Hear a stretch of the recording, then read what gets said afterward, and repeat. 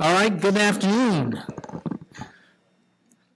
Welcome to our 2 p.m. workshop on the subject of permanent diagnostic trouble codes. My name is Patrick DeRay. I'm the chief of the Bureau of Automotive Repair, and we adjourned about an hour and a half ago from our bar advisory group meeting. So those of you who are listening in or returning from that the prior meeting, welcome back.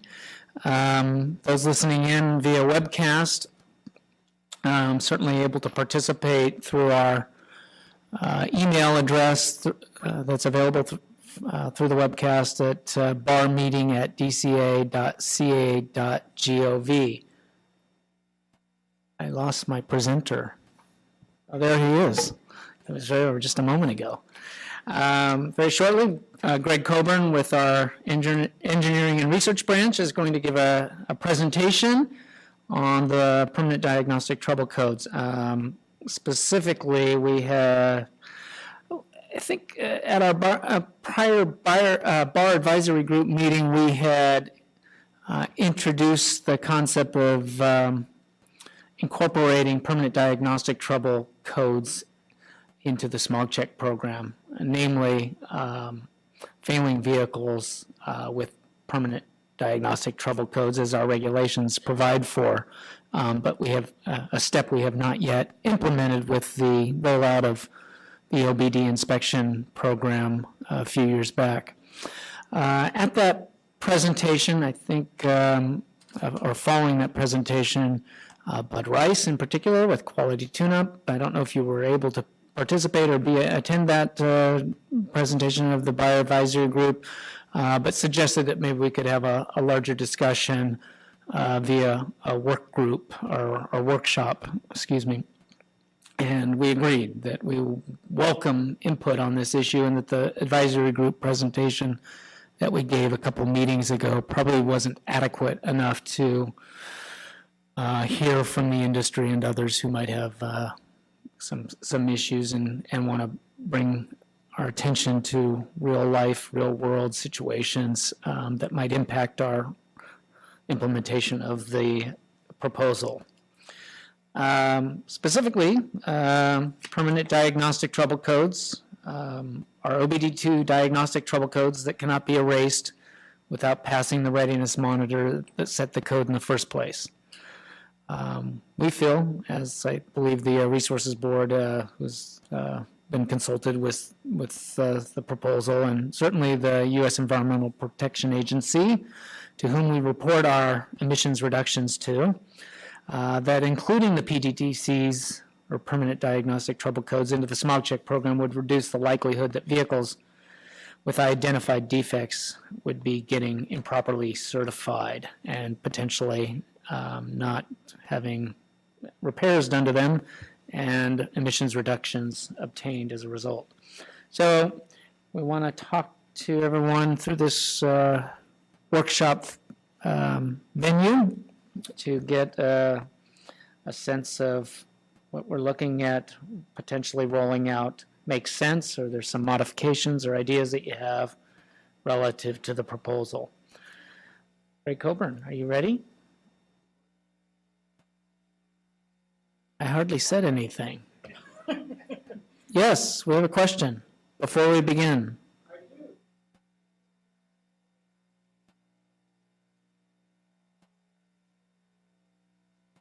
Mr. Peters. Thank you, Greg. Dr. Duray. It is doctor by now, at least. I must have done something over the lunch hour to earn that new title. Mr. Duray and attendees, Charlie Peters, Clean Air Performance Professional.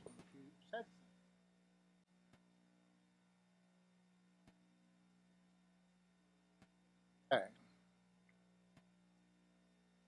I am under the impression that legislation was passed time ago. Howard, California, I&M issues give the state the priority and the prove the state evaluation not to be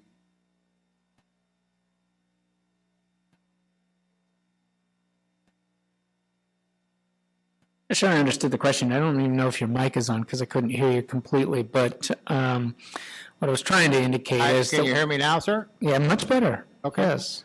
What I was trying to indicate is that we have federal reporting requirements, as do all the states, on the effectiveness of our smog program. And identifying vehicles that are in need of repair is, So, but my question was, does the state's evaluation of the program, that's subject to override by the Fed in some way other than them actually proving that what the state said wasn't valid? That's what was said in the bill that took away the 50% discount on test and repair versus test only. Legislation passed by the Fed quite a long time ago, and that was very specific part of the language of that empowered the states to provide the information that was valid to the Fed, and the Fed had to actually disprove what the state had to say to not consider the state's information being valid. In other words, reporting to the Fed, is the Fed just willy-nilly deciding if it's okay or not, or do they have to prove that what you presented to them is not valid? to my knowledge, there isn't any analysis of that. It's a reporting requirement.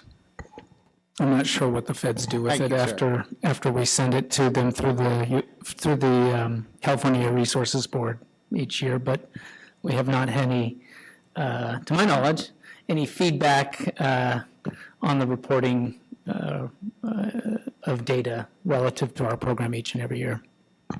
Fulfilling the requirement is a federal rule, and we do that each and every year with the help and assistance of the Air Resources Board.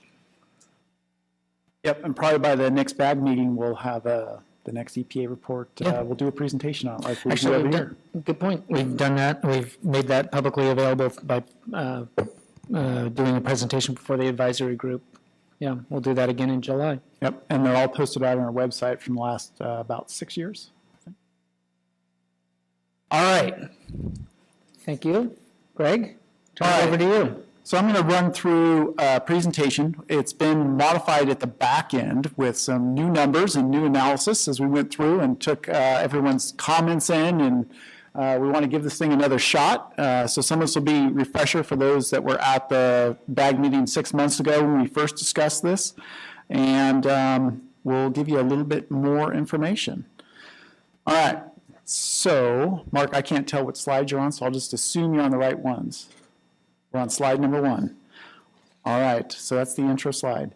And thanks to Chief DeRay for all of his work on this presentation. I think Pat could probably give this presentation as well as, if not better than me at this point. He's put a lot of effort into working with us to really understand it, so it's much appreciated. All right, are we on slide 2 now?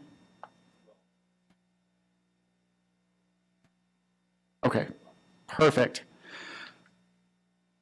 All right, so the way we like to start this one out is kind of talk through the history a little bit of how OBD has rolled into the smog check program and how this has begun. So we've got this set of regulations, California Code of Regulations 3340.42.2 subsection C, which I like to think of as the OBD cut points. We're all used to the emissions cut points. These are our OBD cut points. So on or after January 1st, 2013, OBD-equipped vehicles shall fail the OBD inspection if any one of the following conditions occurs as applicable to the vehicle. So number 1, the vehicle's mill does not illuminate when the ignition is on and the engine is off. So this is the same rule that was under all the prior regulations. Everyone that does smog checks knows that we fail if the mill light does not function on the vehicles, what that's after. So that's always been the case even before we had OBD2 in the program. If your mill doesn't work, you fail. Number 2, the vehicle's mill illuminates continuously or flashes with the engine running. So again, that's looking for misfire conditions is when it's flashing. And again, that's under the prior regulations. That's been true for a long time in smog check. The vehicle's OBD system reports the mill commanded on. And that's looking at the computer side of it and saying, is it commanded on? Doesn't matter whether it's actually on or not. We're looking at, did the computer command the mill on? And again, that's been there forever. The vehicle's OBD system reports a diagnostic trouble code. So again, when that DTC is there, that is a reason for the failure. That's been in smog check for quite a while. Then we get to number 5, and number 5 was a negotiated thing. Again, you guys saw the date on that. This was on or after 2013. So when we originally wrote these regulations, I think we started drafting them in 2008. I think they finally got adopted, if I remember correctly, 2009, 2010 timeframe. And here we are today, about 18 years later, trying to finish some of this up. So number 5 was the vehicle's OBD system data indicates the system has not yet been sufficiently operated to determine the presence or absence of a DTC. And you guys will notice the date on that is to be determined. So BAR wants to work with those that are interested in industry to come up with a date or when this makes sense to roll in. That is really looking at these permanent DTCs that we're here discussing today.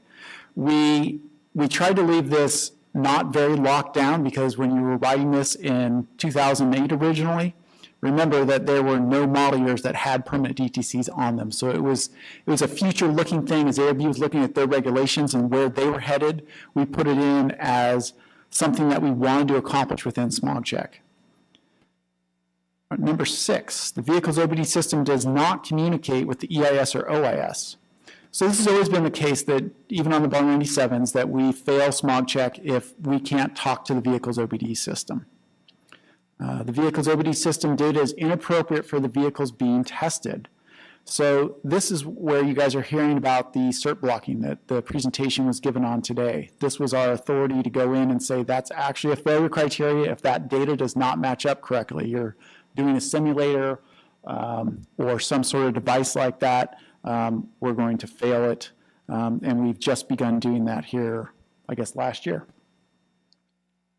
Number 8, the vehicle's OBD system data does not match the original equipment manufacturer, OEM, or an Air Resources Board exempted OBD software configuration. So this is, again, one of those future to be determined. We've been working with ARB closely on this one and doing a lot of research on it.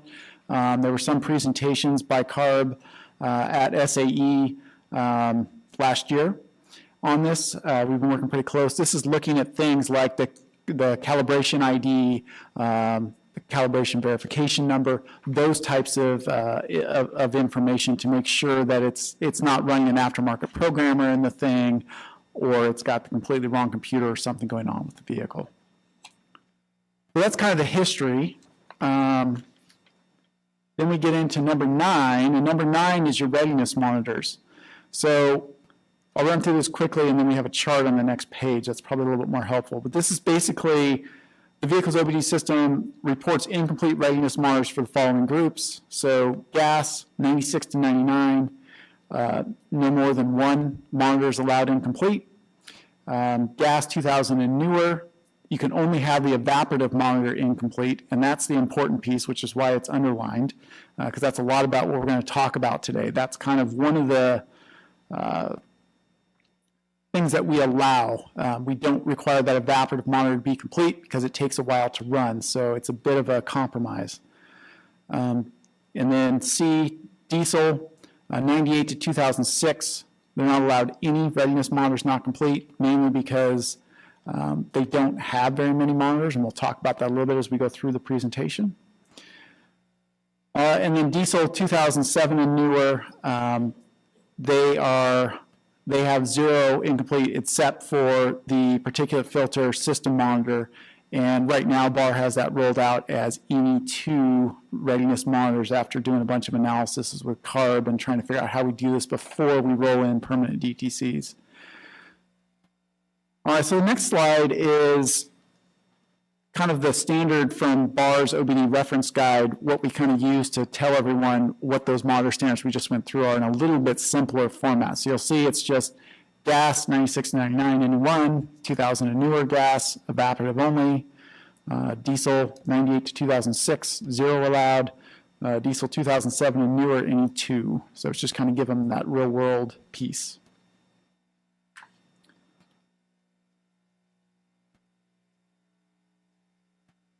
Then we get into, this is kind of the reason why we're looking at this stuff. So if you guys look at the chart here, when you look at model years 2007, 2008, 2009, where the arrows are, you can see those blue bars, which are the diesel failure rates, drop to a minuscule amount. So this is part of the problem when we have to come in and say any two monitors are not required on vehicles, and we make that very loose thing. You see that the failure rates just drop down to nothing. So you can see how they come back up as the vehicles get more and more monitors in the 2010 model year, where it has more monitors there to help capture that, but we have it very, very loose right now. So we're trying to figure out a way to not catch consumers that are having problems or they have repairs done, but we're trying to come in and make some sort of new reasonable standard that will help increase those failure rates accordingly so that we're actually failing the vehicles that are broken and not failing the vehicles that aren't. All right. Monitor readiness decisions. Monitor readiness decisions can be aided by considering the number of warm-up cycles since DTCs have been cleared and the distance traveled since DTCs are cleared and the presence of a permanent diagnostic trouble code. So this is, again, just trying to make that transition between the reason why we're looking at DTCs is to help enhance what monitors are already doing. We know that monitors help ensure that the vehicles are ready to be tested, and this is that additional piece that we feel like we need to be able to help bolster that monitor readiness requirement because we don't require everything to be set at the time of smog check. All right. A little bit of definitions here. Warm-up counts and distance traveled. So this is all contained within mode 1. So PID 30 is number of warm-up cycles conducted since DTCs were cleared. And mode 1, PID 31, is the distance traveled since DTCs were cleared. And when I say cleared, so I mean that means that somebody's going in with a scan tool and they're hitting clear codes, or the battery's been disconnected to clear the codes. And I think you guys will see that phrase kind of as we go through this, so I just want to make sure everybody was on the same page there. All right, so the warm-ups and distance are supported by most 2006 and newer diesels and most 2008 and newer gasoline vehicles. And the key is not to confuse everybody, is that what BAR is looking at is using those two PIDs, PID 30, PID 31, in conjunction with the permanent diagnostic trouble codes. So we aren't looking at using them individually, we're looking at using it as a combination of all three of those pieces. All right, permanent DTCs, what are they? So the OEMs phased it in somewhere around the 2010 to 2012 model years. They're the same codes as the OBD2 fault codes, meaning that whenever a DTC is set inside of a vehicle, it's automatically that exact same code, exact same formats being stored in non-volatile memory off to the side to say this code was set at this point. So it's not like a secret code where the check engine light wasn't coming on or something like that. This is not a pending code, to be very clear. It's a permanent code. So it's just storing that code in a more permanent location where it can't be cleared as easily. All right, cannot be erased by DTC code clearing or battery disconnect.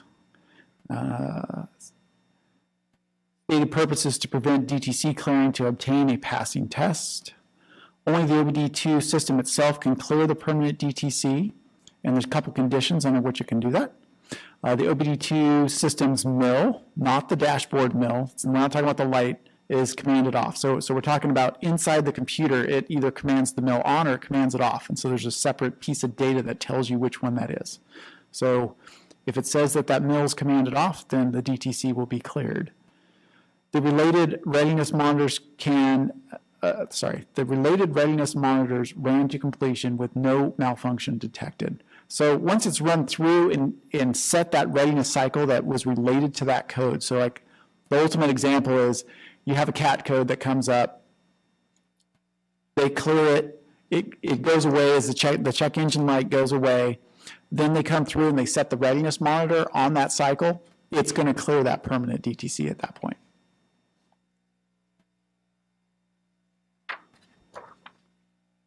All right, into a chart with a lot of data on it. I hope it looks okay out there, and it's really small in the presentation, so glasses are required here.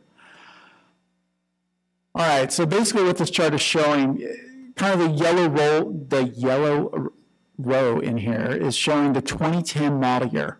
So the 2010 model year is where BAR has changed a little bit since the last time we all met about 6 months ago. When we were looking at this, it looks like 2010 may be a good way to go across gas and diesel.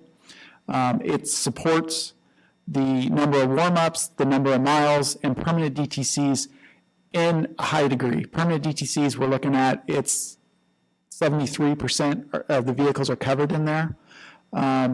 But we obviously would not turn it on for vehicles that aren't covered. And besides that, they wouldn't have any permanent DTCs, therefore they would not have a problem getting through smog check. So you can see that the miles and number of warm-ups, the PID 30, PID 31, obviously are supported back a few years before that. We aren't using any of that data at this point. That's not part of what we're talking about today. We're talking about using a combination of all three of those. So I'm trying to know if we get into this. I think we do a little bit later, but I'll say it now while the chart's up. The idea is, remember that 2010 just rolled into the program here last year. So the idea was, if we can kind of get these permanent DTCs begin using it inside the smog check program before we get a large amount of the fleet in there, we can start working with stations and understanding with consumers what's going on. So we can kind of soft roll this thing out so that there's a lower effect. We can watch how it's working in the stations. All right, so what's the point of all this? So evaporative emissions. So this is where the real change in the presentation happens from last time. So as we began discussing it around BAR and kind of what are we doing, how do we explain what it is we're trying to accomplish here? And really we're after, can we get better at the evaporative emissions on these vehicles? We're allowing the readiness monitor not to set. We aren't doing low pressure fuel evap on any of these OBD cars. That's all in the 95 and older. So there's no check of the evaporative system whatsoever if someone decides to go clear the codes and get them to set right up until before that system runs. Which, if you remember from last time, that's what we were seeing. Many of these were evap codes stored in the background. So we thought, well, what if we take a little bit different tack? What does that look like? Evaporative fuel emissions are a significant source of pollution, as you all know. ARB is very focused on this. OBD2 evap monitors can be difficult to set due to required warm-up cycles, ambient temperature, fuel level in the gas tank, elevation the vehicle is driving at. All those things can make it tough on a consumer to get that thing to set. That's why we don't require it to be set for smog check. Current regulation does not require evap monitor readiness for 2000 and newer gas vehicles. Clearing the evap-related DTCs, still possible since the evap monitor is not required to be complete in order for the vehicle to pass smog check. This creates a loophole where the vehicles with evap defects can still pass their smog check.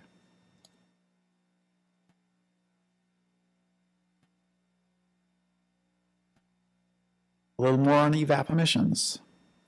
Permanent DTCs can assist in identifying evap system problems.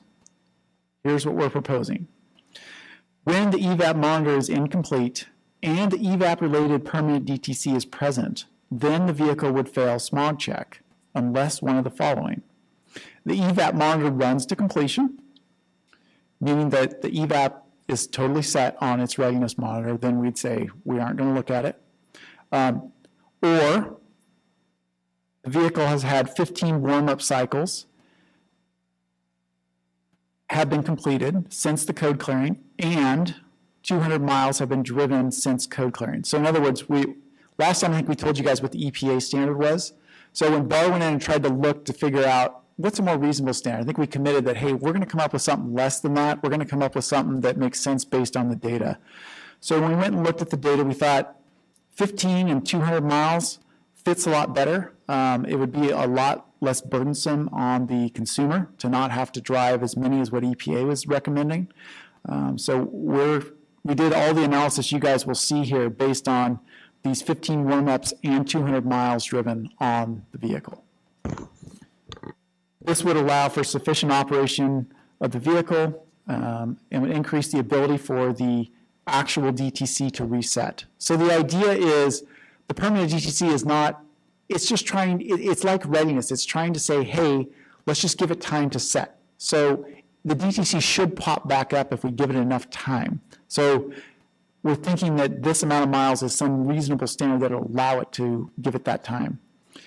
Addresses situations where the vehicle has difficulty clearing the permanent DTC with the intent not to unduly inconvenience affected motorists. So again, if for some reason that vehicle has something weird going on with it or the OEM doesn't have it directly dialed in, this would kind of give a simple bypass after it's driven for a short time to get it through smog check. Greg, I hate to interrupt, but the US EPA guidance was what, 3,500? It was, Mark, is that correct? Dave's saying yes. 300? Yeah, I think it was 3,500. Okay. Yeah. So we're, Yep. Okay. 500 miles. 500 miles. So And if you look at it, 30 warm-up cycles, 30 and 500. yeah, so the idea of US EPA's was about 2 weeks of typical driving. I'm just listening. No, this is good. It's good. We want to be on the same page. So basically double, at least double of what we're talking about now. Yes. All right, so we went through and did a little bit of analysis to figure out, well, what would that look like? So this is the analysis of gasoline tests. So this is focused on the evap stuff here. Examine initial test records from January to February 2018. So we're talking about 2 months on model year 2010 and newer gasoline vehicles. So we had about 300,000 initial tests, 10,000 initial test failures. So that's our normal failure rate for those vehicles, pretty low, 3.5%. So remember that these are still fairly new vehicles as far as smog check goes. Of the 300,000 passing initial tests, 547 have the standards that we're looking at: incomplete evap monitor and evap-related permanent DTC present, and it has less than 15 warm-up cycles or less than 200 miles driven since the permanent DTC cleared. So it's the criteria we laid out on the other page. So you guys can tell that it's an extremely low failure rate. So let's flip to the next slide where it has some more information. Using the proposed permanent DTC criteria would result in about 275 additional failures per month. So we took it from the 2 months, divided it by 2 to get the 275 per month. That's statewide. Initial test failure rate would rise from 3.5% to 3.7%. Again, we're dealing with a fairly small population of vehicles at this point. So it'll look like it's a very small impact as we roll something like this out. Effect of this change would increase as newer vehicles age and as they deteriorate. So obviously, as more of the fleet, as it ages out, we're going to have more and more of these vehicles that you'd be checking this on. And as the vehicles are not in as good a shape, obviously they're going to fail at a higher rate. So it's just kind of trying to get on it before it becomes that problem. Vehicles come off the model year biennial exemption. Only 2010 to 2012 currently get biennial renewal smog checks. So we'll obviously have more vehicles tested. A lot of, even though we're saying 2010 and newer, remember only 2 of those model years are actually coming in at any decent volume. The rest of them are all change of ownership tests we're seeing in there. Top 4, so this was just kind of a side piece to give you guys an idea of what we're looking at. So the top 4 evap-related permanent DTCs, those in the industry are well aware of these, but we're looking at very small leak, large leak, looking at purge flow, fuel cap, loose, off. So I mean, those were the basic parameters we looked at when we did the analysis. One of the things that kind of came out was, no, that's okay. So that was kind of how it works on the evap. So now I'm going to dive a little bit into the diesel readiness. And after this, we will open it up to everybody. So diesel. So there's some new diesel readiness monitors. So you guys kind of saw the way that those failure rates dipped down and then came back up. So once we started adding these new diesel readiness monitors, that's when the failure rates started to come back up. So we've got the non-methane hydrocarbon, CATs, so basically the CAT converters on diesels. The SCR systems were obviously added. That was an additional readiness monitor. PM filter monitor, exhaust gas sensor monitor, and the boost pressure monitor were all new monitors put in place. So obviously that caused the failure rates to come up a bit. Diesel after-treatment monitors often take longer to run. The basic reasoning for that is many of them have to go through a full regeneration cycle that it may hit after 1,000, 2,000 miles, depending on how plugged that after-treatment gets. Several monitors linked to PM filter regeneration. As we kind of went through, there's sensors that have their own monitors. There's the SCR. There's so many. There's 4 main kind of key after treatment monitors. So we said in the reg, we aren't going to touch that after treatment. There's a lot there. So it's hard to exempt all of those. And some of them don't take as long as others to set, but it depends on how the manufacturer rolled it out. These cannot be treated the same as gasoline monitors, but it may be treated in a similar fashion to the EVAP monitors, which is why we're looking at the permanent DTCs. An interesting note is, the EPA guidance document was really only focused on diesel because obviously the after-treatment is so important. They really wanted to be able to catch it more than just the readiness, and they realized that readiness would be too stringent to require them all to be set at time of smog check. So a little analysis of the diesel and what that would look like. So we examined the initial test records from January to March 2018 on model years 2010 and newer diesel vehicles. Just like, well, it has an extra month in there, but it's very similar to the gasoline. So we saw about 30,000 initial tests. 2,000 of those initial test failure rates, which is about a 6% failure rate. Of the 30,000 passing initial tests, 108 have the incomplete after-treatment related monitor and after-treatment related permanent DTC present and had less than 15 warm-up cycles or less than 200 miles driven since DTC cleared. So you can kind of tell we're not talking about a huge number of vehicles on the diesels that we would be failing. Again, low populations at this point. Using the proposed permanent DTC criteria would result in about 55 additional failures per month. So again, just kind of dividing out what you had there. Initial test failure rate would rise from 6 to 6.3%. And another note was there's part of those 108 failures, there's some manufacturer issues we're still working with Carbon. So Mercedes Sprinters have some issues going on with them that they're included in there, but some of those will get fixed, and therefore will reduce that number down even more. So I was trying to give you guys kind of the worst case scenario, what would fail, but we know it'll be significantly less than that. All right. So again, this is a special eye test for y'all. This is the VIR. We've already got some of it programmed into the vid, but not all of it for permanent DTCs. This is the way that it'll come up. So the red arrow, the first red arrow is pointing on the VIR. It will not be like readiness. It will not say not ready for testing. I know some in the industry were worried about that. It's going to say fail. So that is currently in there and working once we roll it out. So it wouldn't say that you needed to go away to get it fixed. So it'll say fail.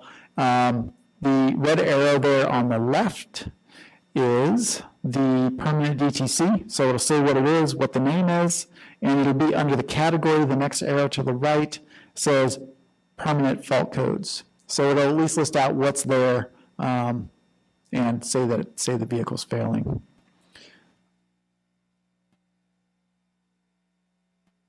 Implementation constraints. So as we went through and changed some of this logic from what we were originally thinking, it requires us to change the vehicle database, or BAR's main smog check database. So the VID will have to be updated. The technical piece of that is that we'll have to be able to distinguish between the EVAP and non-evap permanent DTCs, because remember we said only if it has that evap DTC are we going to look at this. So we kind of cranked it down a little bit more from last time we all had talked, trying to make this really focused in on evap. So we'll have to do that. And the same thing, it will have to be done for the diesel to look at just the after treatment permanent DTCs. So as most of you heard at the meeting this morning, the VID has a lot going on with it. SGS is doing a lot of work on the system right now. Those changes will not happen anytime soon. So it's on the list of things, but it's not going to happen right now. So there's also some problematic vehicle issues. Permanent DTCs not clearing on time. And our favorite one is permanent DTCs that just never clear. Some manufacturers took it really literally. Once you get a permanent DTC, it stays there forever. It's very permanent. So they're working on, CARB's working with them to get those issues fixed. Some of them have been fixed. If you guys remember from last time, we presented a lot of information at the Society of Automotive Engineers meeting last year on this topic, mainly to get the manufacturers to begin working on their issues with permanent DTCs. They're not too motivated to go out and fix a lot of those issues until somebody's actually needing it to be fixed. So as SmogCheck, as California is talking about rolling it in, the manufacturers are working with us to get all those issues fixed. Implementation plan. All right, so it's going to involve quite a bit, obviously, to roll this out. So we got to update the VID. That's obviously a decent thing that needs to be done. That's going to take some time. Developing FAQs that, again, stations can hand to consumers to help them understand it, have them out on BAR's website, try to get the information out there so people aren't confused. One of the industry recommendations is we do something with DMV so the consumers kind of know up front that this is coming. So we'll be looking at changing the DMV registration renewal notice. SmogCheck stuff's on the back of that thing, so we'll work on trying to fit something in there. Obviously sending ET blasts out to the industry so they understand when it's coming and what's coming and how this all works and what they should do. Provide industry training on what it is, what I should do with it. Obviously, CAP's going to play some sort of role in this, and the fact that it's failures, we're going to have to try to fix these things in some cases. Develop referee policies on how we're going to deal with all the things that may fall out. The referee's there for any oddball failures or consumers that are getting stuck or need special help. The referee's there. We've got plug-in OBD devices they can drive around that light up and all kinds of fun stuff. Often our engineering department will actually go out to the referee and take a look at the cars with the OEMs and things if we have special circumstances. We've done special studies and all kinds of fun stuff in the past. So all that's on the table as we roll out new programs like this. Obviously update the BAR website with all kinds of good information. And work with OEM and AOB to fix the problematic vehicles. Also, I probably should have said at the beginning, so this presentation did get uploaded to BAR's website. It's on our homepage right next to the link that talks about the presentation. So you guys can all go out and download and keep or send this to anyone. And that's what I had. So I was going to open it up for questions. Yeah, at this time, thank you, Greg, for the presentation. At this time, we will entertain comments, concerns, questions, anything else. But I suspected you'd have your hand up right away, and I'm happy to see that. Because you have some, oh yeah, and Dave to my right, I'm looking outward, so I didn't see You it. want to go first, Dave? You can go. Okay, thank you. Bud Rice, Quality Tune-Up. I'm trying to play back the clock and remember what I was super concerned about 8 months ago, but I can't remember what I had for lunch. So I'm trying to it appears to me, Greg, like the intent is to try to figure out how to slice off the cars that ought to fail from the cars that really shouldn't be failing, right? And so you've managed to wiggle around in here a little bit and said, this one probably ought to be over on this side, so we're going to do some procedures that may allow that car to pass when maybe in the past it would have been a sketchy one that may have fallen. So now we're left with the cars that really ought to be failing, and that's what we're trying to capture here. Is that, do I have that straight? Yeah, you've got it, and you brought up a good point, but that is, I think it's a good thing for industry as well as for air quality because, you guys think about it, I mean, cars come in, right, and when it just passes when you test it, You didn't go in and look at permanent DTCs. You didn't look at all this, right? So in some cases, when we have these loose standards where we don't require that evap monitor to be set, it's going to pass. But the consumer actually kind of tricked you. And so, your star scores and everything else can be affected down the line. So this is kind of another hold in there where we can look at the data in there and say, no, this person's just barely scraping by and there's actually a fault with the vehicle, but nobody's seeing it right now. So it's trying to kind of help fill some of those gaps in there where we feel like our standards are too loose, and it'll just kind of take, I look at it as we're kind of going up some stairs here and saying, we're all used to the tailpipe testing, we're used to what that did, and we knew that it worked, right? Car came in, you tested it, you knew everything that happened. Now we're in this OBD world and we're saying, oh gosh, it passed some of these criteria, but BAR set up these criteria. So we're taking the step up this staircase, and so we're just taking that next little step and saying, all right, how does this work? How do consumers react to this? How well does this work? Does it identify the failures? Perfect. I think that's great. Thank you very much. Perfect. Dave here? Thank you. So Dave Kuso, Automotive Service Council of California. Greg, we agree, good for industry, good for the consumer, good for air quality. So with that being said, timeline for this implementation? So the timelines keep moving on us. We want to make sure industry's in harmony with us on this. I know that there were a lot of concerns after the SAE meeting. I think that presentation got out, and then we presented a bag, and there was more concerns. So we just really wanted to just slow down, wait until we kind of caught up and understood those concerns. So we were spelling it out for this workshop. And in addition to that, as you guys pushed against us, we saw some better ways to do this too, and that's what we're kind of presenting today. So with bid changes, it wouldn't be until at earliest next year. Okay, so we got timelines. We got a lot of time. Okay. I don't have specific vehicle data, but I have anecdotal data indicating MIL's out, all monitors, including Evaporative, car should pass, PDTC still there. Is that in BAR's experience, in your data, is that relevant? Do you see that? That's definitely there. Okay. And those definitely will be taken care of Okay. before we roll this out. So we have ways to specifically take certain vehicles out. We know that attribute is happening. We can see which vehicles they are. Those lists have been provided and will continue to be provided to CARB so they can work with the OEMs to get them fixed. Okay. They're getting data from us, the OEMs are, the small check data that everyone's out there collecting, so that they can work on their issues. Okay. Yep. And so I have a long list of questions, so if somebody wants to jump in before I get done, that's fine. I don't want to use up all 2 hours. That's a good answer there, so thank you for that. We're happy to see the reduction to the 15,200 because the 3,500 seem onerous to us. So that's a good step in the right direction. Are there any that you know of, rather than a problem car, right, that is having trouble running monitors? Is there an alternate drive cycle, an alternate way to run the monitors without having to complete a complete drive cycle? Any workarounds on drive cycles that we know of that would be usable or for industry to help you run these monitors faster so that the permanent codes will go away? I wish we had that magic. We don't. Okay. The vehicle state of health, are we looking at using that in the future for any sort of testing or certification or allowing a certificate to pass or blocking a certificate? Say it one more So time. vehicle state of health. So as an example, I use a little lady that drives the car to church on Sundays, right? The nothing's wrong with the car, right? Never been worked on, battery never been replaced, codes never cleared, so on and so forth, and no permanent codes, right? This is maybe a little bit off the subject, but you're looking ahead on maybe next steps or where this leads to.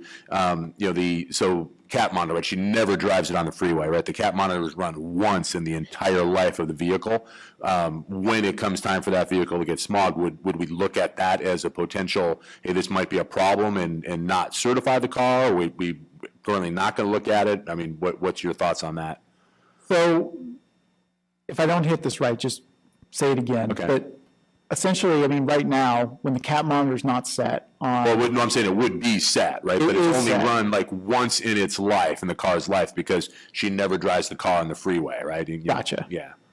So once it is set, even if it ran a long time ago and it's remained set, what you're questioning is that the car's really only checked itself one time Right. ever. Yes. And therefore, is it going to throw a cat code or something like that? Could it be driving around with a dead catalyst even though that Well, and monitor never is throw a set? code, right? Because it never runs the monitor, right? Right. Would we say, hey, you got to go drive this car and run the monitor before we can ever test it and certify it? Yeah, unfortunately not. Okay. Not at this point. Okay, and that's cool. Yeah, I mean, Yeah, it's good question. some of these. Yeah, I mean, it's looking what's the next step in this process, right? Sorry, lost my spot there. So the on the readiness monitor. So happy to see if there's a permanent code that we're going to call it failed and not ready. Can we make that change to readiness monitors that haven't been run rather than calling them not ready? We got the industry's concern on that one, Yeah. and we have added it to our list of Okay. bid changes. Good, Yep. thank you. Yeah, because we'd really like to see that change in conjunction with this. So it's going to be clearly, we tell our clients and customers, hey, we have to run these monitors before it can smog, right? And they don't listen, and how come my car's not fixed, right? So we run into that, as smog test shops quite often. So happy to see that. That's great. Thank you. And we definitely want that feedback. If anyone else in the audience has that same feedback, we'd love to hear that. Because when we're prioritizing these bid changes and things, we like to hear what's going on. What do you guys need to kind of help make the program work? So Yeah, thank you. it's good. You're saying with that cycle and have that cycle and then give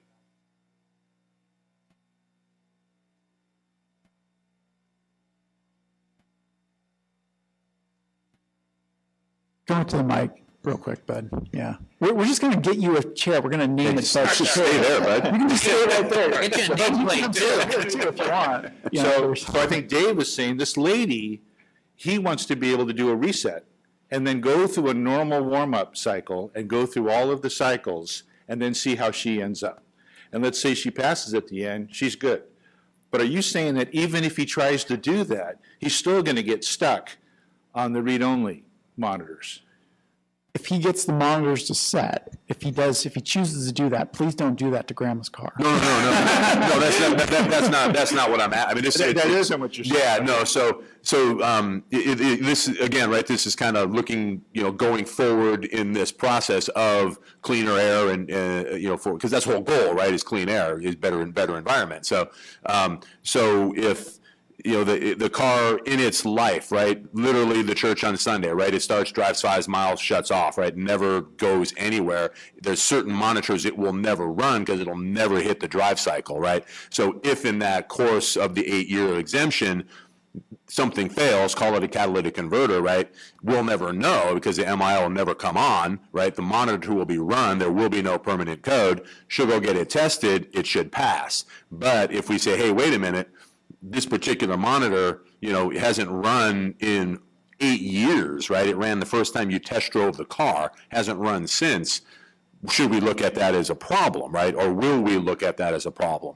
Rather than saying, well, wait, you have to, you have to go, and I'm not advocating for this, I'm just asking the question if this is the direction we might be going. You need to go drive the car, run all the monitors up to date, right? Then we can certify your car. Okay, but at the point where you've done a reset, say it's not this lady, but Right. somebody else. Right. And you've done some kind of, replace the battery, some kind of a reset for Sure. this guy, and now the answer is he needs to go through the drive cycle. Right, yeah, you'd have Can to. that car pass by going through the drive cycle, or is he still going to get caught on the read-only side of this thing, with the permanent set? But once he's gone through the drive cycle, he's good. He's good, okay. Yeah. That's what- thank Yeah, one thing, I don't know if this is confusing the issue somewhat.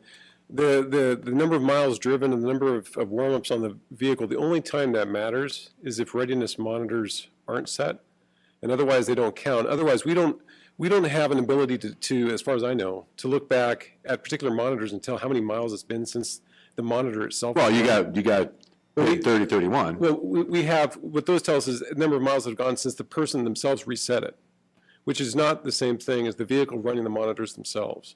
So we can't, even if grandma's been driving around and she hasn't, her monitor hasn't run in years, Right. we don't see that. Well, and that's cool, right? Yeah, and I don't want to beat this one to death, but at some point, right, the car was brand new.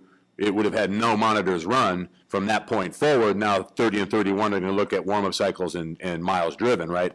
So it's last reset. Right, which would be day 100, right? Yeah. Yeah. So now it's been, 30 and 31 say, 72,000 warm-up cycles and 100,000 miles, right? Since the reset, which would be 00 from day one. So, yeah, okay. So I'll ask this one, and then I'll step back for a minute and review my questions, make sure I'm hitting them all. But so I have to ask, right, given a 0.2% increase and understanding that newer vehicles will probably continue to, as time goes by, fail less and less and less, is it worth it, this time, effort, and trouble? Yeah, it's a great question. A 2% increase in failure rate, right? A 0.2%. I mean. 0.2. Yeah. Exactly. I mean, we know that those model years vehicles have fairly low failure rate to start with, right? So it's not a huge failure rate involved at all, that's for sure. We want to continue to try to improve the program if we can.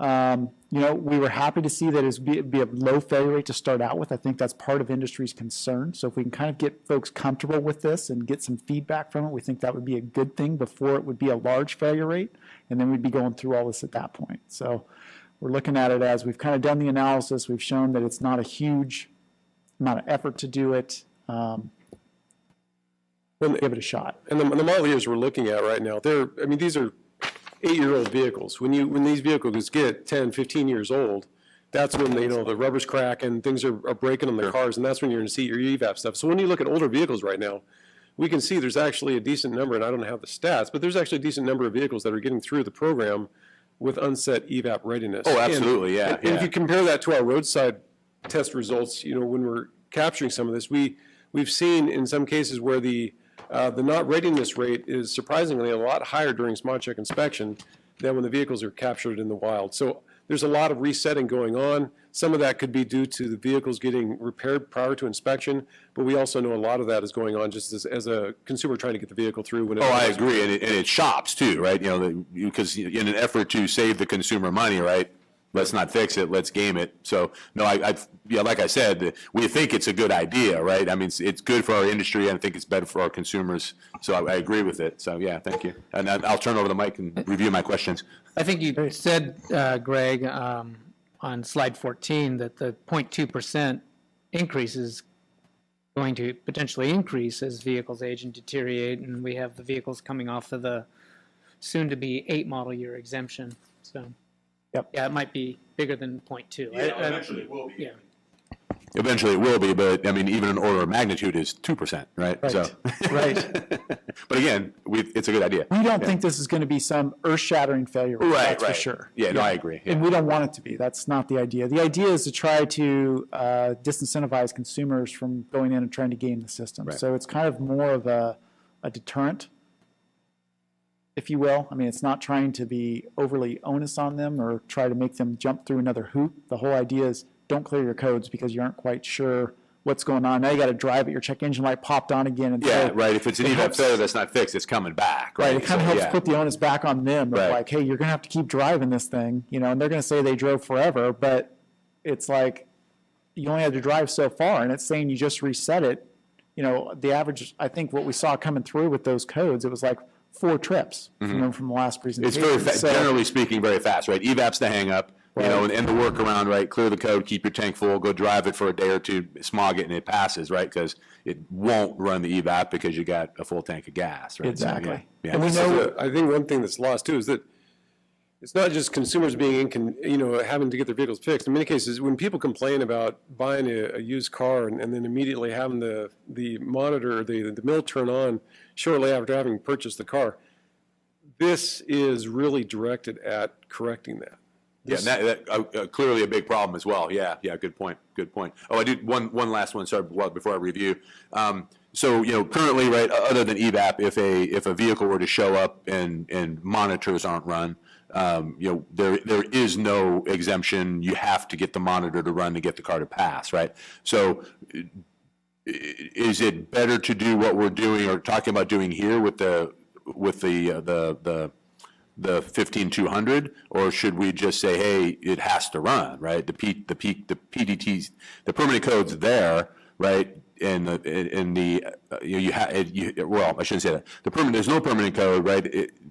do it so we have to run the evap monitor, right? Because clearly that's what we're saying, right? If it's an evap failure, then we have to run the evap monitor. So why do we just not skip the 15,200 step and make it run? Yeah, so we hear that, and I think that it's more of a fear factor than anything else. We don't want to inconvenience the consumer to that degree yet. So this is kind of where we begin to step into it, and we begin to look at it and say, all right, let's set a standard. Let's see how consumers react to this. It's trying to make a compromise. That's no state that requires evap monitor to be set. I think California is the most stringent on readiness monitors of any of the other states. We're trying to come up with some standards that maybe aren't quite there yet. Again, we kind of see this as some stairs, and we're seeing how far up the stairs we can get before, people start screaming, having problems, which then relates to shop problems of having to explain why they can't get through it. So, Well, and the flip side too, so I mean, you look at it from the one standpoint, yeah, someone needs to get their vehicle fixed, but then once a consumer has made the effort to get their vehicle fixed, they've gone through the process, but they have a vehicle for which the monitor is difficult to set, how long is it reasonable to force them to keep driving around before, we say, okay, you've gone far enough, we're willing to accept that this is, so there are vehicles that are going to get, under this regime, there are vehicles that are going to get certified with a permanent DTC set. And in many cases, those vehicles probably would have received repairs, hopefully to get the problem fixed, but the vehicle was slow to reset. What we tried to identify was the knee in the curve, at which point most vehicles, when they've reached this far, if the thing is going to run, it ran. And that's what the analysis was really designed to identify. And then if you go beyond that, the return you get on the additional miles gets increasingly tenuous. And so that's really what the analysis was trying to identify, is how much pain is reasonable to ensure that the vehicle ran. Thank you. Other comments? we'd love to hear from y'all. So if you guys have some comments, we appreciate everybody coming. If anybody's got anything else, we'd love to hear it and address it. Yeah. One's Craig Johnson sent to. Yeah.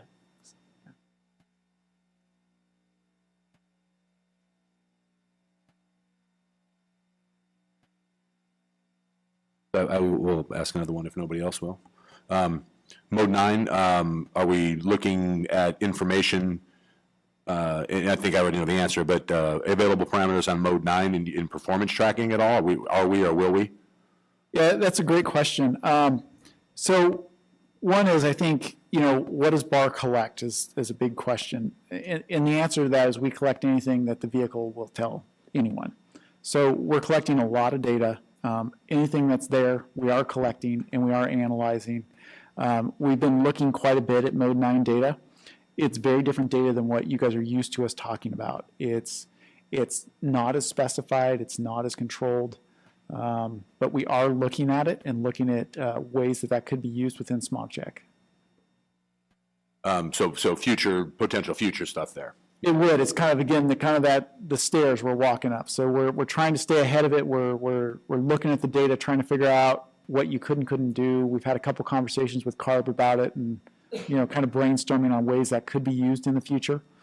So obviously we'll present that to BAG once we've got a handle on that better. But at this point, we don't have any solid plans to use it.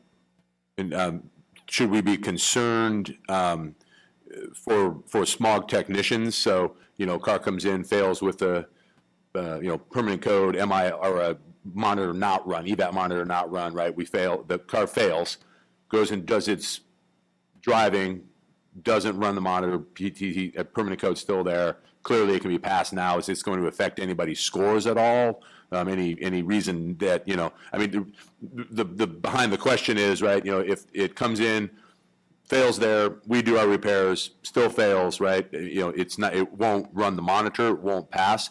My inclination is to send it to the referee, right? So if it does get tested in smog, is there a detriment to that technician or that shop? No, there's no plans to put measures in place for permanent DTCs. Obviously, you're always worried about the follow-up failure rate and all of that Exactly, good stuff in there, but yeah, there'd be no specific like we had for monitor readiness or anything like that.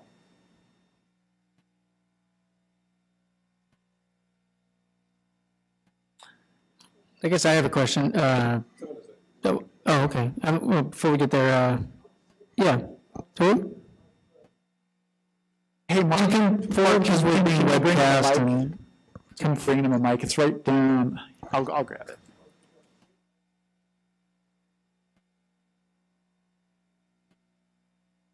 that's.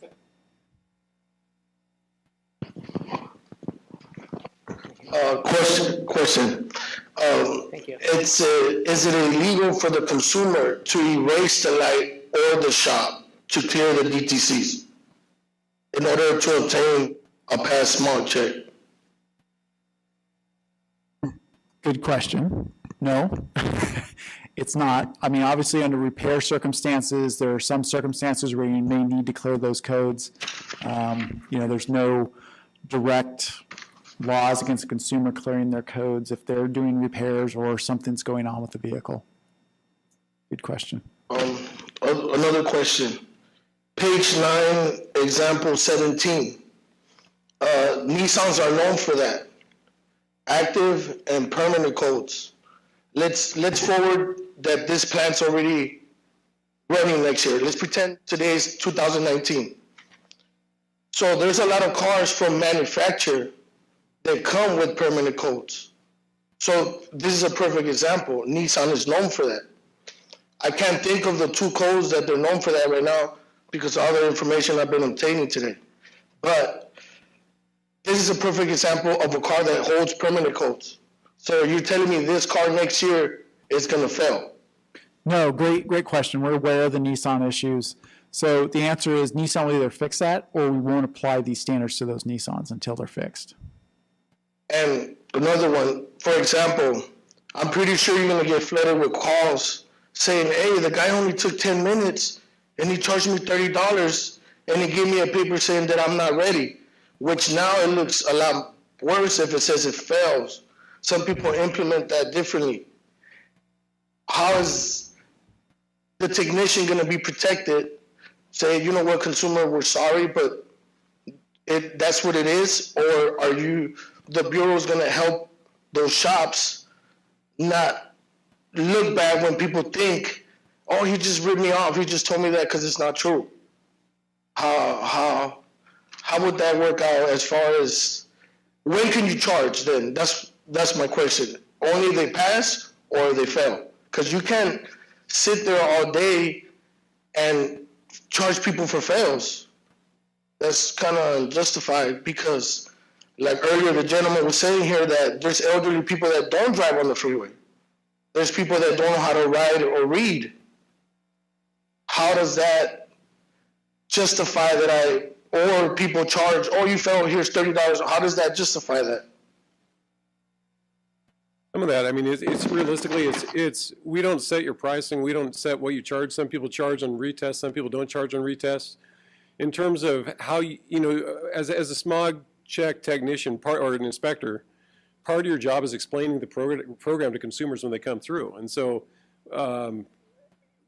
that's your responsibility at that point. We put stuff on our webpage to help people understand it, but you're ultimately on the front line with your consumer and you need to answer their questions in a way that they can understand.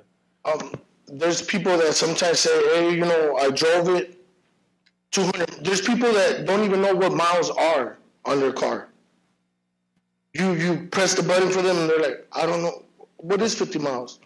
Example, let's say they drove 200 miles. They're tired of coming to see you and you keep telling them, drive it. And then they call the referee and then they come back to you saying, the referee said to drive it, that I can't make an appointment to see him. How eventually the referee is going to be able to explain the same thing that was already explained to them if they can't get a hold of a referee inspection? Because they ask them on the phone, what's the reason for the referee inspection? And they tell them, well, it's because they keep telling me my car's not ready. Well, drive it till your car is ready. It's hard because that's a little bit of a little gray area because in some cases you don't have a readiness monitor set because the car has a defect that needs to be repaired and it won't, your coolant temperature's off and it won't run a particular monitor. And so it's hard because there's not clear and obvious answers that we could easily point to that illuminate the issue in such a way that all consumers understand it. we understand that that's a difficult explanation sometimes to make with consumers, but we don't have a perfect answer for that. How about when consumers change their computers on their car, but the person that did it is not aware of the calibration ID, the CVN, the VIN. Some people, for example, 2007 Matrix. You get a 2008 computer of a Matrix, it fits right in an 06. It'll drive. But guess what? The VINs don't match. They go to a shop, it's gonna pass. So that means it makes the technician look like he's clean plugging when he wasn't. How are the mechanic shops are gonna get brochures saying these are the procedures when you change the computer? Please make sure to change VIN. Please make sure to change CVN. Because on some of these cars, you got 10 calibration IDs. And some of these technicians say, oh, it fits, 07, 08, it goes, look, it goes. But the check engine light's on. Sometimes the check engine light doesn't ever come on. But the main information, the VINs don't match. How does the system know that that car got repaired with a different computer? Because on the other end, it looks like, well, look at this technician. He did a car that ends with 8653 on the last four of the VIN, but the correct number of the car is 7492. Yeah, so right now, just to be clear, you're not talking about the issue at hand necessarily. You're talking about when enforcement comes in and identifies a station for fraudulent activity, your concern is that some of these vehicles may get identified because they have a junkyard computer as opposed to the original computer in it. And I know that when enforcement typically looks at building cases and stuff like that, they try to weed out all of that stuff to ensure that that's, because that is a realistic situation. In an ideal world, the customer goes and gets the VIN rekeyed into the computer, but we know that in the world we live in, that often doesn't happen, but it doesn't indicate necessarily that fraud occurred. And so when they're writing their cases, they steer clear of those vehicles. So they're aware of the change? Yeah, certainly. Absolutely, and as those are directed in the referee at that point, the referee will deal with that within the system, so the consumer will get through the next cycle.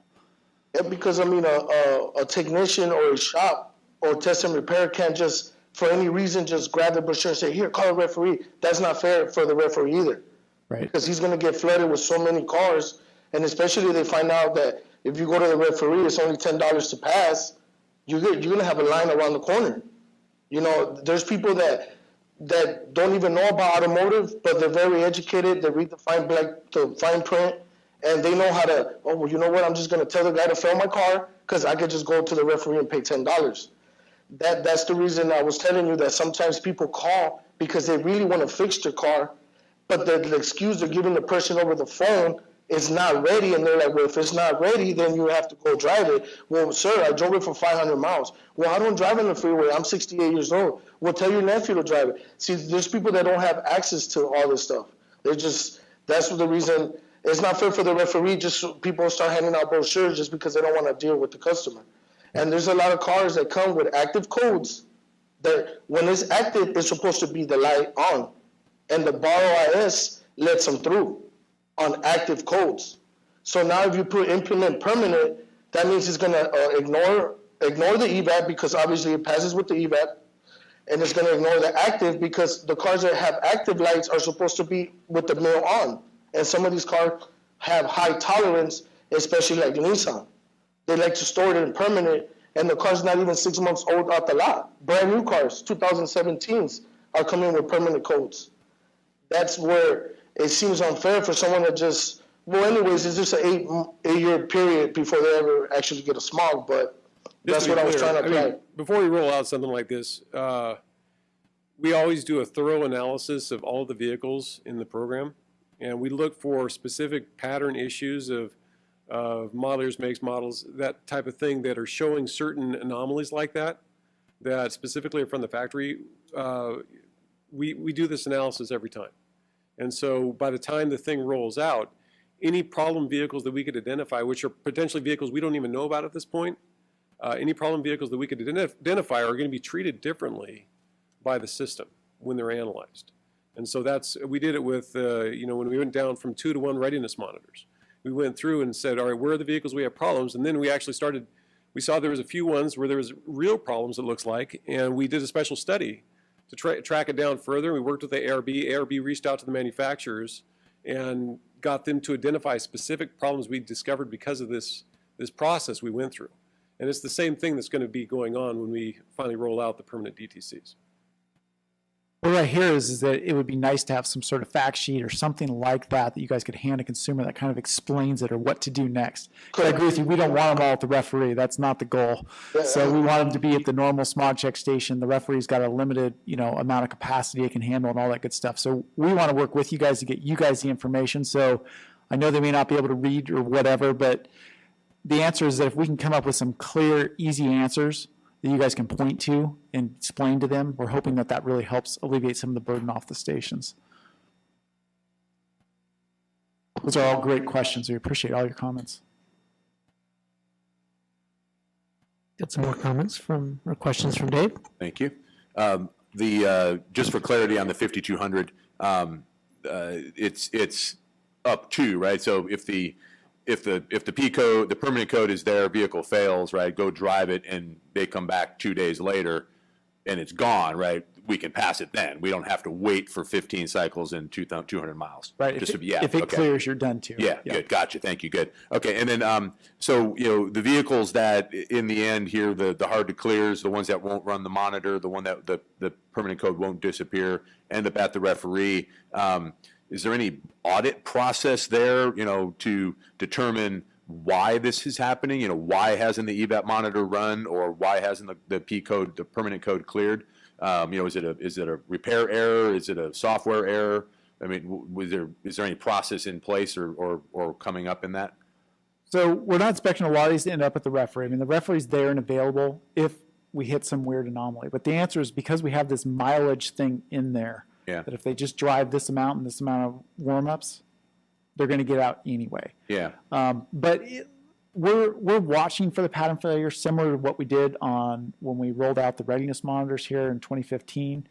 We're looking at the data. So if we see a large amount of vehicles that are not clearing, or they have them right off the factory floor like the Nissans or something like that, we're going to investigate it before, number one, it ever goes out. And if we're not sure what it is, we may end up soliciting some of those customers and actually asking them to come into the referee voluntarily. That's what we did with Readiness, where we actually call the station. We didn't call a ton of stations, but we'll call the station to actually ask if we can talk to the consumer and see if they're willing to bring their car into the referee for a free inspection.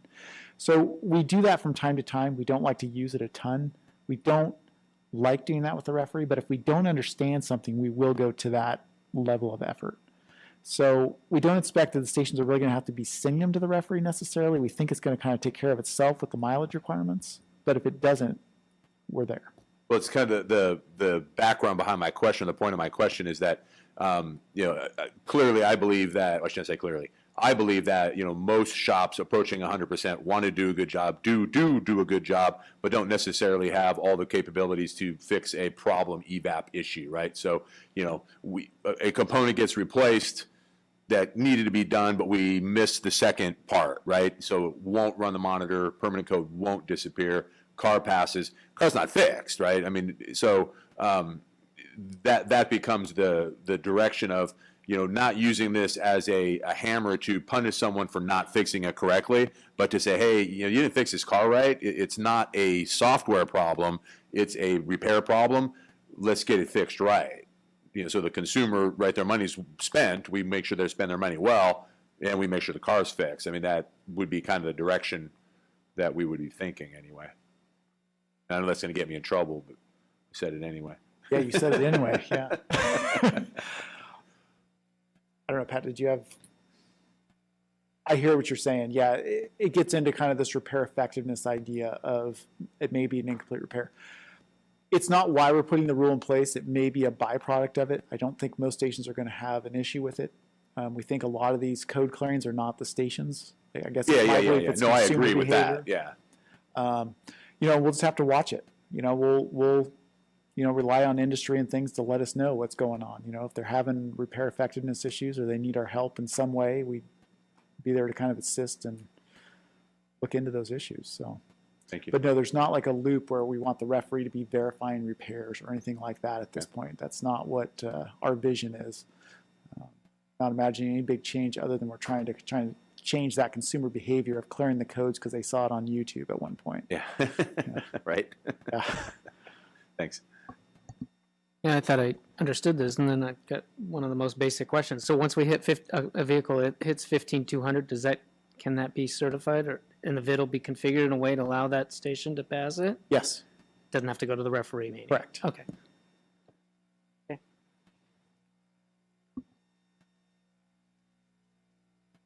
Bud. Up. Let me just say this real quick and then I'll back off. Can I make a comment of something that's not exactly connected to this, but I'll hold to the end if you prefer? That was the idea of the workshop. We just want to hear what you Okay, guys have okay. here. So So you guys might know, but originally when Bar 97 rolled out, the equipment was SPX, Bosch, Opus, and Worldwide. Those have been the three dominant players in the marketplace, right? Okay. Then over time, and then just recently, Bosch SPX was bought by Opus. Most of, like all my shops had Opus, not Opus, but SPX stuff.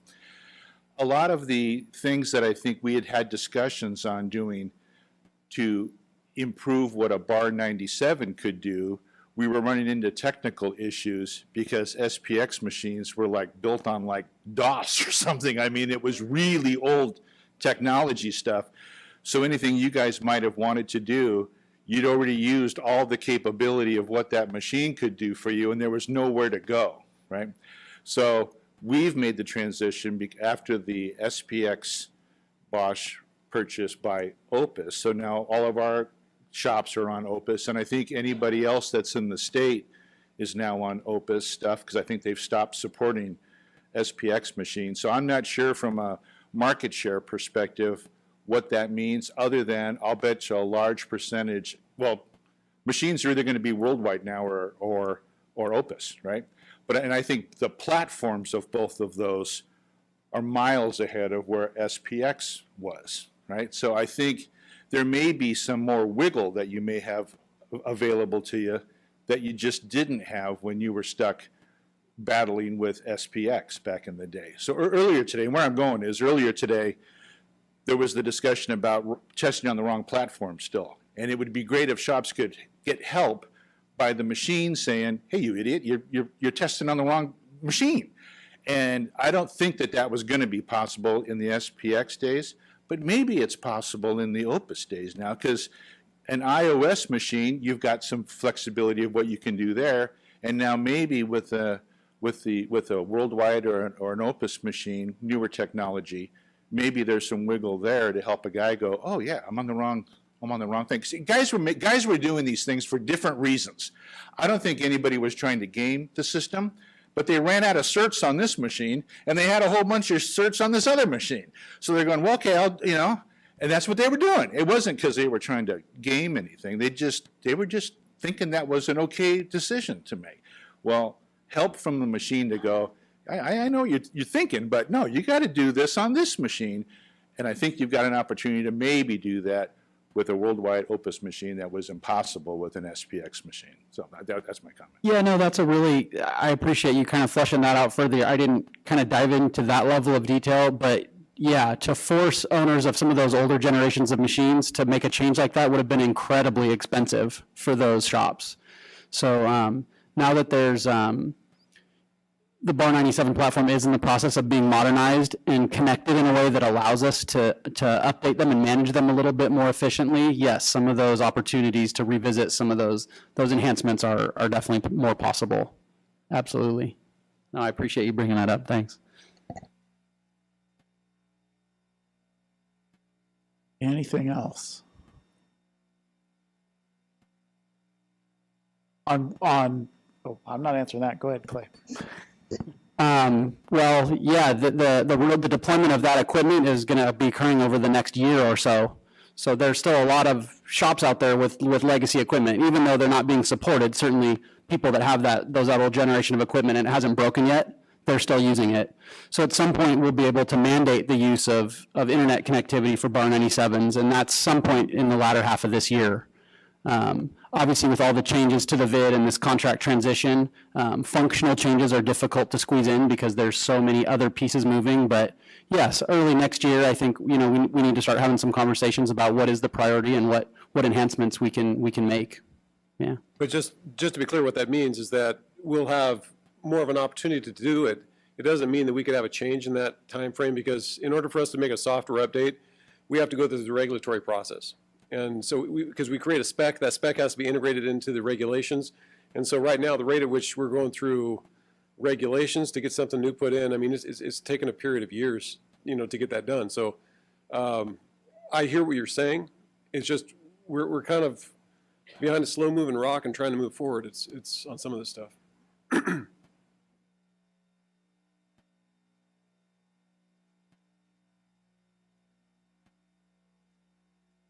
So the question was, is the use of Gen 3 not mandatory yet? I wish Paul, our equipment certification manager, were here, but yeah, no, the use of a Gen 3 is not mandated yet. And just to be clear, Gen 3 is a brand-specific name that pertains to Opus, and the Worldwide's, the next generation is not inherently called a Gen 3, that's just the Opus brand name for it. Worldwide has also a product that is the next generation for them as well. Did I say Worldwide? Okay. Getting all confused up here. Yeah.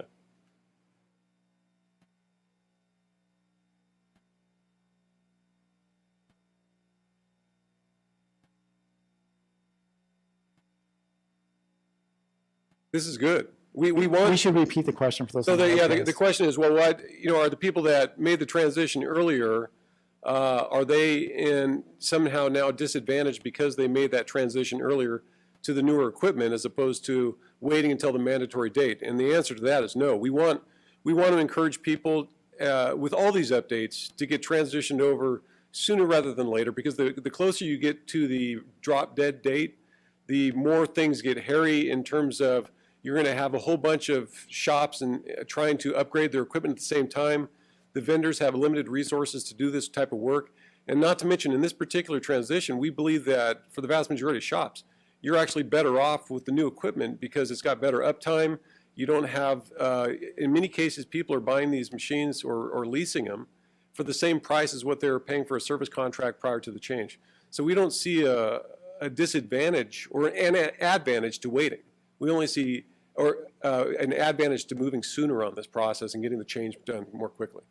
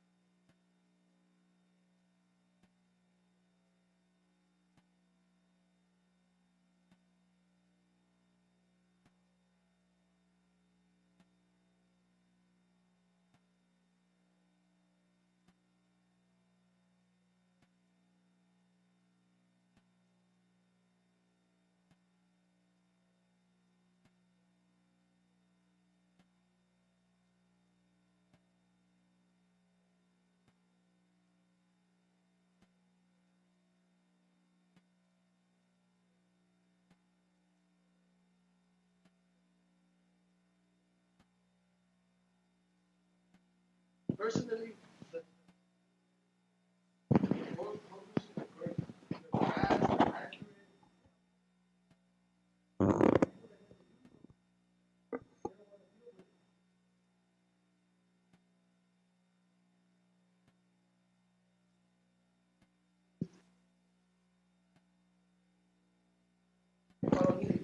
that's why I guess a lot of people are waiting for the deadline. Yeah.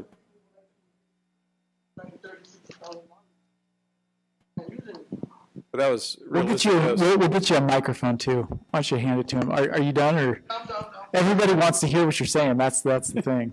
And I certainly understand the concern. You know, the original Bar 97 units, as Bud kind of alluded to, a lot of them were deployed on, you know, technology that's literally 15, 20 years old. So that, you know, technology has a shelf life, right? You can't continue to run software on an IBM 286 forever. And literally some of that equipment is running on 286. So, you know, those older machines, for better or worse, their useful life is up. It's far past its useful life. So, you know, the last thing we want to do is incur expenses on stations.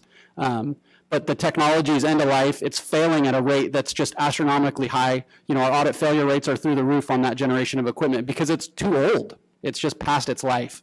And the need for Bar 97 lives on. That's still a large population of vehicles in California. So the only reasonable answer is to refresh that technology. And that's what we're in the process of doing, modernizing it, making sure they're all Windows-based platforms, making sure they're all, you know, can support the program for the foreseeable future. When that equipment was originally rolled out, we foresaw like a 7-year usable life on it. And here we are in June, it'll be 20 years. So it's gone. Yeah, for people that have been using their equipment, they've gotten their money out of it. They should have gotten their money out of it.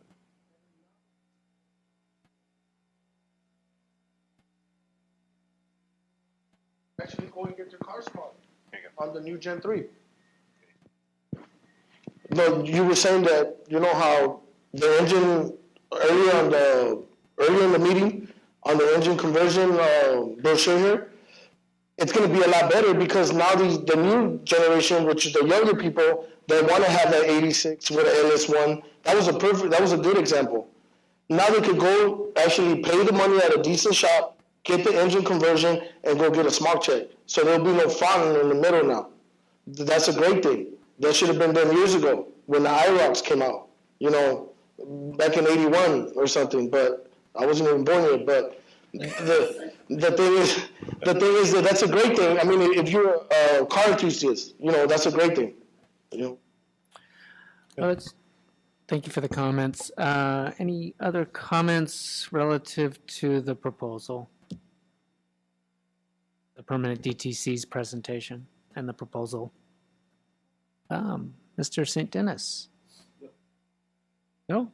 Oh, I'm sorry. I thought it was Michael St. Dennis. It did look California Automotive from far Teachers, away. Skyline I'm College sorry. Professor. Sorry, Ruben. How you doing? Yeah, it's good. Sorry, I Thought it apologize was for not being here for the morning session. way back there in the I crowd. got tied up. I just got a question on the training aspect. So you indicated there's going to be training, I assume, for technicians, not just for the consumer. And I was wanting to know that what type of training do you anticipate? Online, instructor taught, and who's taking lead in the training portion of this? Well, that would be as if it was that solid. It's just more of a bullet point at this point to capture the fact that we need some sort of education that goes out to the technicians. Okay. Do you have any recommendations? That's what you probably know way better than I do. I'm so. part of California Automotive Teachers, so I would recommend that California Automotive Teachers would take a part of that. Okay. But yes, that's going to be very important because a lot of the technicians out there are going to, as it is, they're going to have a hard time just explaining to the consumer, as this gentleman was saying, why their vehicle failed. This is a whole different, not a whole different, but a different category. So that's going to be very important to focus on, and I'd like to get some lead on, where I could follow up on the training aspect of it. And the only other thing that I want to comment about is that at 215, that's not a bad deal. Some of the horror stories that we hear, and they're not just stories, they're actual events. I mean, people are driving their vehicles, hundreds and hundreds of miles, trying to get that set to where they just give up, and then they allude to doing something, an illegal activity. So I think, in my opinion, 215 is a drop in the bucket. It's a good marker. If it hasn't run by now, it ain't gonna run. So instead of having the customer just run the vehicle, I think this is a good cut point. And I think that'll work out for the consumer. So that's all I got. Did you have any, as far as the training goes, just so I understand better, what would it look like for BAR to support you guys in getting materials like that out? Well, that would be great. I think that, don't get me wrong, online is a good concept, and it's not for everybody. And I think that sometimes when we allow technicians to do online training, they might not get the full benefit. So I would think a little bit more structured training towards that would be great. But sure, I would welcome that idea. I know that we've been developing a number of these online modules, but as I understood it, and again, it's not my area, I work in engineering, so I try to pick up on these things, but, Right. some of those where we've developed, and I've heard even, the instructors actually playing it in class and then having a discussion about it, and I think do. that's great. I didn't know if that was a good format that worked, or we should be, there was some other way to kind of get instructors up and going on the material. I think we'd be interested to know what that would be. That's all I got. Thank you. Thanks, Ruben. I'm sorry I mistook you for someone else. You look very much like someone else. From Michael St. Dennis, who's involved in the smog industry. We have the California Automotive Teachers Conference, right, next week. Maybe that should be folded into, the presentation that Rocky's going to give. I think Rocky talked about it. At Does the he, I don't know southern if he one. has to do in this presentation. I know that he had that material and was presented, I think maybe the last time that the California Okay. Teachers Association met. Okay. I know he had used kind of the last bag presentation to put a lot of it together. Next weekend at Hartnell College in Salinas. Other comments? Jack?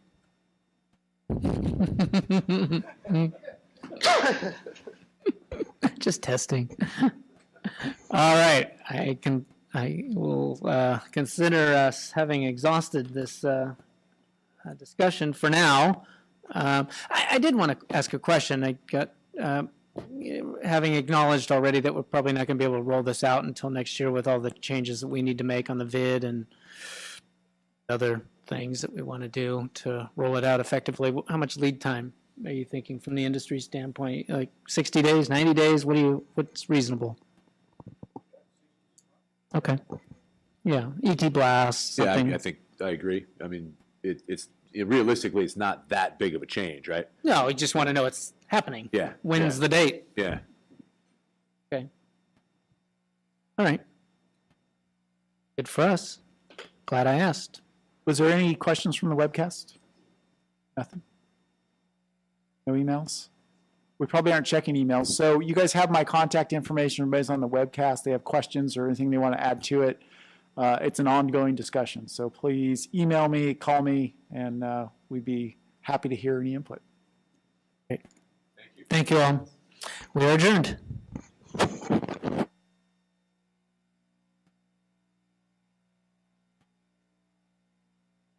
Get right.